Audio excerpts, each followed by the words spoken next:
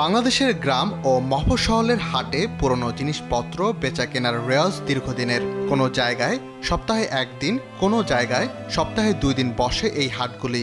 সেখানেই বিক্রি হচ্ছে ভারতের স্কুল পড়ুয়াদের জন্য তৃণমূল সরকারের দেওয়া সবুজ সাথীর সাইকেল।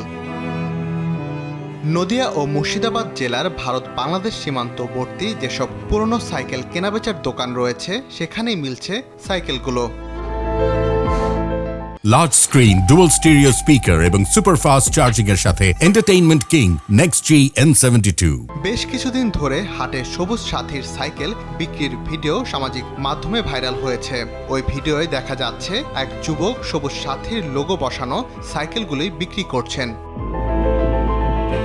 সাইকেলগুলোর কোনোটা স্বল্প ব্যবহৃত, কোনোটা আবার একেবারেই নতুন। গাঢ় নীল রঙের সাইকেলগুলির সামনে বই রাখার জন্য কালো রঙের বাস্কেট লাগানো।